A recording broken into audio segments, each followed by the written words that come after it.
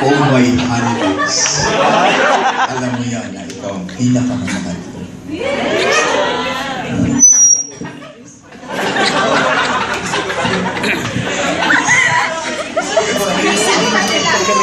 Alam mo rin na ikaw ang minahal ko noon at mamahalin ko ngayon at mamahalin ko magpakailanman.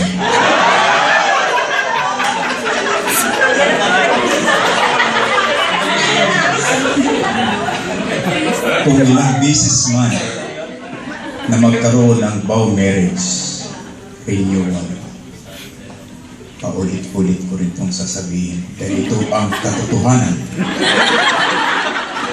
Isag man kaayo na mo.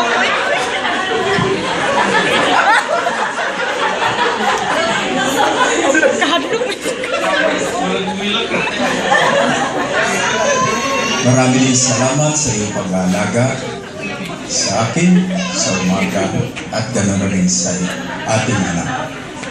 Maraming salamat sa pagtitiis, sa oras at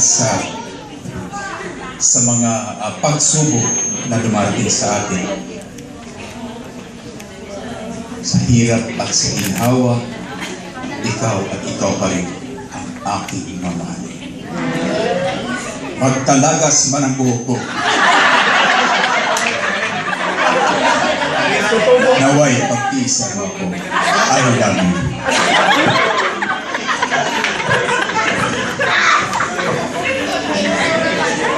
Honey babes.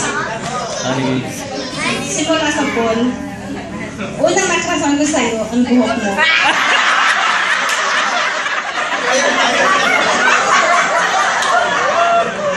Kahit mga lagas o lagas na ang buhok mo, mamahalin kita hanggang mabubuhay ka na.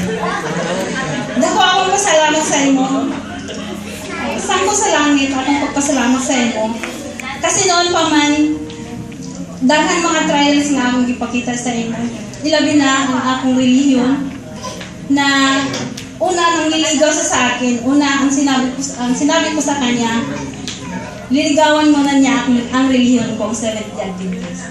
So napatunayan ko na mahal mo talaga ako kasi usap ka na ngayon sa Adventist. Amen. Mahal na mahal kita hanggang ngayon. Amen.